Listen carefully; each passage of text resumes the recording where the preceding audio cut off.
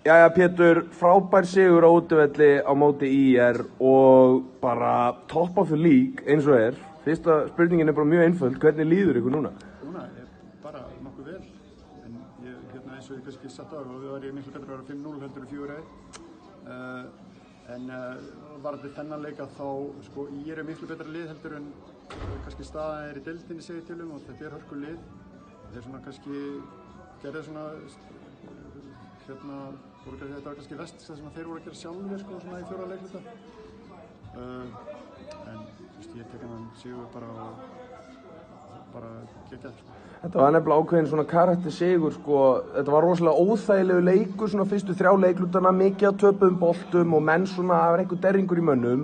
En svo gerðist eitthvað þarna úr stöðinni 60-60, fóruð þið á 13-0 run og náðu að enda leiklutan einhverjum 11 stigum yfir.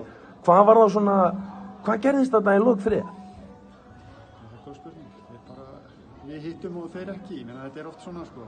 Og bæði liðin að spila svolítið hratt og rauða kannski illa við hraðan þegar það er svona kannski svolítið, þetta leikur verður svolítið fysikal. Og mikið að töpuðum boltanum sem segir og svona villur og annað sem að hæði á leiknum og tók menn svolítið úr rytma. En við gerðum nótis að vinna þetta. Já, og næsti leikur er eftir landsleikjahlé og eftir því sem ég best veit þá eru við Blikarnir ekki með neina leikmenn sem eru með hópnum í þessu hléi, þannig að þeir fáið góða hvíld fyrir erfiðan leik 20. nóvember gegn Njarðvíkingum heima, en þeir eru núna búin að sýna að þeir getið unnið stóru liðin, sérstaklega eftir sigurinn gegn Keflavík í síðustu umferð, þannig að hver er stemningin fyrir þessu Njarðvíkuleik? Stemningin, en við þurfum bara við þurfum náttúrulega bara að undirbúa okkur núna fyrir þann leik og nógan tíma en þeir líka en alveg saman sko, það er bara alltaf gaman að spila toppleiki og þetta verður toppleikur á sunnudaginn 20. Frábært.